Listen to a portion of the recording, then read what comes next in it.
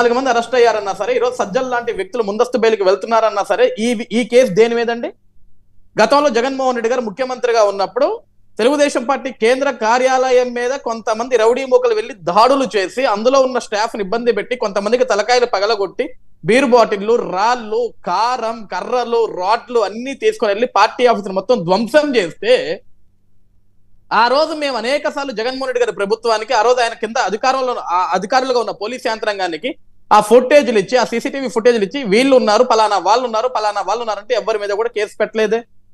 ఈ రోజు ఆ కేసును తిరగతోడాం. ఎందుకంటే జరిగిన తప్పుకి న్యాయం జరగాల, అలా వదిలేసుకుంటూ పోతే కరెక్ట్ కాదు కదా వర్మ గారు. ఈ రోజు ఆ ఆఫీస్ మీదకి ఎవరైతే దాడులకు వెళ్ళారో, ఆ దాడులు చేయమని ఎవరైతే చెప్పారో, ఈ దాడులకు స్కెచ్ ఎక్కడైతే జరిగిందో, దీనికి వ్యూహరచన ఎక్కడైతే చేశారో వాళ్ళందరినీ కూడా వెలుగులోకి తీసుకొచ్చి వాళ్ళ మీద కేసులు పెట్టి వాళ్ళని కదా మేము అరెస్టులు చేస్తుంది. ఈ రోజు ఇందులో కక్ష సాధింపు చర్యలు లేకుంటే మేము కక్ష సాధింపుగా ఎవరి మీద దాడులు చేయడానికి వెళ్తున్నాం? ఈ రోజు జోగి రమేష్ గారు కూడా ఏదో భయపడి దాక్కున్నాడు అనేది నేను కొన్ని సామాజిక మాధ్యమాల్లో చూశాను. ఎందుకంటే భయపడి దాక్కోవాల్సిన అవసరం ఏముంది? ఈ రోజు నిజంగా ఆయన పోలీస్ యంత్రాంగం పట్టుకుంటే ఆయనకు ఒక మీడియా ఉంది, ఆయనకి జగన్మోహన్ రెడ్డి గారు వెనక ఒక బలం, ఒక అండా దండా ఉంది, చెప్పొచ్చు. నేను చంద్రబాబు నాయుడు ఇంటి మీదకి వెళ్ళింది దాడులు చేయడానికి కాదు, కారులో కర్రలు రాడ్లు వేసుకుని వెళ్ళింది దాడులు చేయడానికి కాదు, చంద్రబాబు నాయుడు గారిని కలిసి ఆయన తోటి మాట్లాడటానికి వెళ్ళా అని చెప్పేసి ఆయన మీడియా ముందుకు వచ్చో, లేకుంటే జగన్మోహన్ రెడ్డి గారిని వెంట వేసుకుని వచ్చి చెప్పుకోవచ్చు కదా. ఈరోజు భయపడి పరుగులు పెట్టాల్సిన అవసరం లేదు కదా. ఈరోజు అదే విధంగా మీరే అన్నారు రోజా గారి అంశం, ఆడదామాంధ్రలో స్కామ్ జరిగింది, ఎంతవరకు స్కామ్ జరిగింది అన్న విషయం ఇప్పుడున్న ప్రభుత్వం, ఇప్పుడున్న అధికారులు మొత్తం కూడా వెలుగులోకి తీసుకొస్తున్నారు. ఆడదామాంధ్రలో ఎంత బాగా రోజా గారు ఆట ఆడారో, జగన్మోహన్ రెడ్డి గారు ఎంత బాగా ఆటలు ఆడిపించారో ఆ విషయం కూడా ప్రజలకు తెలియజేయాలి కదా వర్మ గారు. ఈరోజు గత ప్రభుత్వం చేసిన మంచిని, గత ప్రభుత్వం చేసిన తప్పుల్ని, గత ప్రభుత్వం చేసిన అవినీతిని, గత ప్రభుత్వం చేసిన అభివృద్ధిని కూడా ప్రజలకు తెలియచేయకుండా మేము వచ్చిన తర్వాత మా పనులు మేము చేసుకుంటే వెళ్ళిపోతే కూడా ప్రజలు ఒప్పుకోరు కదా. ఈరోజు ఎన్డీఏ కూటమికి ఇంత మ్యాండేట్ ఎందుకు ఇచ్చారు? అభివృద్ధి చేయండి, పరిశ్రమలు తేండి, యువతకు ఉద్యోగ అవకాశాలు కల్పించండి. అదే విధంగా 5 సంవత్సరాలలో ప్రజల్ని ఇబ్బందులు పెట్టిన నాయకులు ఎవరైతే ఉన్నారో, అధికారులు ఎవరైతే ఉన్నారో వాళ్ళ మీద జ్యుడిషియల్ ఎంక్వైరీ చేసి వాళ్ళని చట్టబద్ధంగా శిక్షించండి అనే కదా మమ్మల్ని కోరుతుంది. మేము కూడా ఈరోజు అదే విధంగా వెళ్తున్నాం కదా. ఈరోజు గౌరవ ఉప ముఖ్యమంత్రి పవన్ కళ్యాణ్ గారు, డిప్యూటీ సీఎం గారు ఒక లేఖ రాశారు. దేనికి రాశారు? ఎవ్వరు కూడా హద్దులు మీరొద్దు, ఎవ్వరు కూడా విచక్షణ రహితంగా మీరు పోస్టులు పెట్టొద్దు, పెడితే నేను తనామానాంచడం మీ మీద కూడా యాక్షన్ తీసుకుంటా అంటే అర్థం ఏంటి? ఈరోజు ఒక బాధ్యత గల నాయకుడు చేస్తున్న పని అది.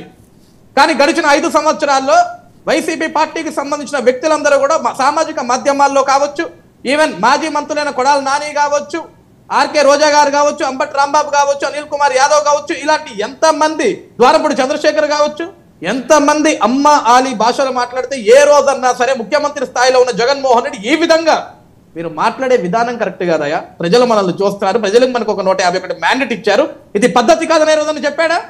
చెప్పలేదు కదా. కానీ ఈరోజు పవన్ కళ్యాణ్ గారు కానీ, చంద్రబాబు నాయుడు గారు కానీ, లోకేష్ గారు కానీ, ఈరోజు బీజేపీ నాయకులు కానీ ఏం మాట్లాడుతున్నారు? మనకి ప్రజలు ఇచ్చింది మ్యాండేట్ మంచి చేయడానికి, బూతులు తిట్టడానికి కాదు, విమర్శలు చేయడానికి కాదు, తప్పు చేసిన వాడిని చట్టబద్ధంగా శిక్షిస్తాం, మీరెవరు అధైర్యపడుతూ కంగారు పడుతున్నాయి కదా మాకు చెప్తుంది. మేము అదే విధంగా ముందుకు వెళ్ళేది. ఈరోజు వర్మ గారు క్రిస్టల్ క్లియర్ గా మా దగ్గరికి ఇప్పటికీ ఒకటే ఉంది, అధికారం వచ్చి 4 రోజులు కూడా కావలేదు వర్మ గారు ఇంకా. కానీ ఈరోజు అంబటి రాంబాబు లాంటి వ్యక్తులు కానీ, ఈరోజు వైసీపీల నాయకులు కొంతమంది, ఊరు పేరుల నాయకులు కూడా కొంతమంది బయటకు వచ్చి ఏం మాట్లాడుతున్నారండి? ఏం చేసేసారు ఈ 4 రోజుల్లో మీరు అంటే, సార్ పొద్దున తాళి కట్టి సాయంత్రానికి బిడ్డలు పుట్టాలంటే కాని పని సార్ ఇది. పొద్దునే తాళి కట్టి సాయంత్రానికి డెలివరీ అవ్వాలా, బిడ్డలు పుట్టాలంటే ఏడవుతుంది సార్. ఈరోజు ఈ 4 రోజుల్లో చంద్రబాబు గారు ఆంధ్రప్రదేశ్ రాష్ట్రానికి ఎంత చేయాలో అంత చేసుకుంటూ వచ్చారు, పవన్ కళ్యాణ్ గారు ఆయన ఎంత చేయాలో అంత చేసుకుంటూ వచ్చారు, బీజేపీ మాకు ఎంత సపోర్ట్ చేయాలో చేసుకుంటూ వస్తుంది, ప్రతిదీ ప్రజానికానికి అర్థమవుతుంది. ఈ రోజు ఆంధ్రప్రదేశ్ రాష్ట్ర వ్యాప్తంగా వైసీపీ ఏం చేస్తుంది వర్మ గారు? ఇసుక మీద ఒక విపరీతమైన ఫేక్ ప్రపగండా రాష్ట్రం అంతా తిప్పుతున్నారు. ఉచితంగా ఇసుకిస్తా అని చెప్పేసి ఈ రోజు ఛార్జీలు వసూలు చేస్తున్నారు అని. మేము ఈరోజు వైసీపీ ఒకటే వర్మ గారు, వైసీపీ నాయకులందరికీ ఈవెన్ జగన్మోహన్ రెడ్డి గారితో సహా మీకు ఇసుక అవసరం ఉంటే మీరే నేరుగా ఎద్దుల బండిలో, ట్రాక్టర్లో, లారీలో తీసుకుని ఇసుక ర్యాంపుకు వెళ్ళండి. అక్కడ మీకు కూలీలు దొరకకపోయినా, లేకుంటే ఈ మిషన్లు దొరకకపోయినా సరే మీరే చేత్తో వేసుకుంటారో, తట్టలతో వేసుకుంటారో, చిలక పారాలు తీసుకొని తవ్వుకుంటారో, ఎన్ని టన్నులు ఇసుక కావాలంటే అన్ని టన్నులు ఇసుక తోలుకోండి. మేమేం అడ్డుకోలేదు కదా, మేము దానికేం ఛార్జీలు వేయట్లేదు కదా.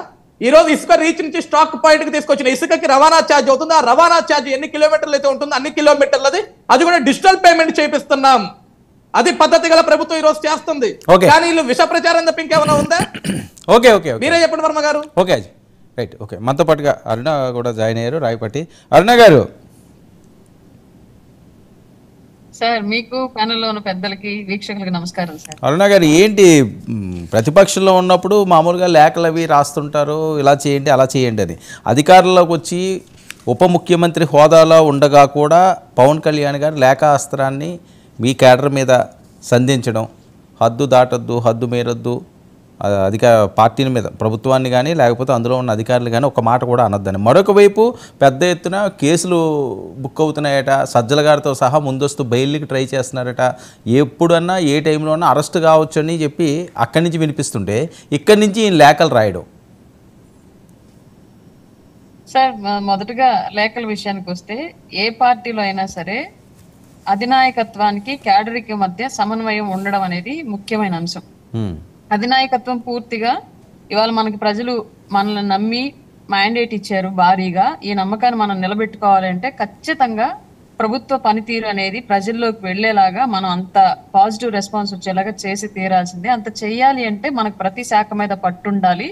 అలాగే ప్రతి శాఖ మీద పూర్తిగా కూలంకుషంగా ప్రతి దాని మీద అవగాహన, పరిశీలన అవసరం. కాబట్టి వాటి మీద మనం దృష్టి సారించి ముందు ప్రజల మనల్ని పొందడానికి ప్రయత్నం చేయాలి అనేది ప్రత్యేకించి మా పార్టీ నుంచి మా అధిష్టానం తీసుకున్న డెసిషన్. ప్రస్తుతం పవన్ కళ్యాణ్ గారు ఒక ఉప ముఖ్యమంత్రిగా, అలాగే 5 శాఖలకు సంబంధించినటువంటి మంత్రివర్యులుగా ఆయన శాఖల మీద విస్తృతమైనటువంటి పరిశీలన చేస్తూ దానికి సంబంధించి ఏ విధంగా ముందుకెళ్ళాలి, ఆ శాఖల్లో ఎలాంటి అభివృద్ధి అనేది మనం చేసి చూపించాలి, ఆ శాఖలు ఇప్పటి వరకు ఖాళీ చేసిన నిధుల్ని ఎలా రికవర్ చేయాలి, ఎక్కడ సంపద సృష్టి చేయాలి, దాని మూలంగా ప్రజలకు ఏ విధంగా మనం ఉపయోగపడాలి దాని మీద పూర్తిగా ఆయన శ్రద్ధ పెట్టి దాని మీద పనిచేస్తూ ఉన్నారు.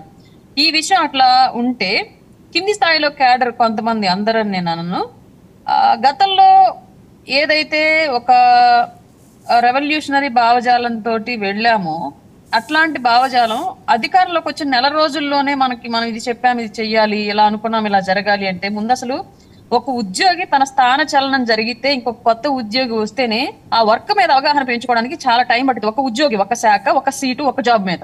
అట్లాంటిది ఒక రాష్ట్రం, వందల మంది వ్యవస్థకు సంబంధించిన వ్యక్తులు, ఎన్నో శాఖలు, దాంట్లో ఎంతో మంది ఎంప్లాయీస్, అసలు అందులో ఎన్నో లోటుపాట్లు, వీటన్నిటిని తెలుసుకోవడానికి ఏ మంత్రికైనా, ఏ ఎమ్మెల్యేకైనా, ఏ పదవి పొందినటువంటి ప్రజాప్రతినిధికైనా టైం పట్టింది. ఆ టైం అనేది ఇవ్వకుండా ఇష్టారీతిగా ఫస్ట్ స్థానికంగా ఉన్నటువంటి పదవులు లేదంటే ఏదన్నా ప్రభుత్వం నుంచి వచ్చేటువంటి లబ్ధి, వాటికి సంబంధించి 2 క్యాడర్ల మధ్య జరుగుతున్నటువంటి మాకు ఇవ్వట్లేదు, మాకు ఇస్తున్నారు, ఇక్కడ మాకు ప్రయారిటీ ఇవ్వట్లేదు, ఇక్కడ మాకు ప్రయారిటీ ఇస్తున్నారని జరుగుతున్నటువంటి ఒక డిస్కషన్ ఒకటి.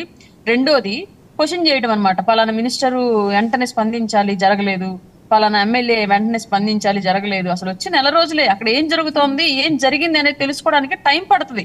దీన్ని జగన్మోహన్ రెడ్డి గారి క్యాడర్ ఒక విషయంలో మెచ్చుకోవాలి సార్. మనం చివరి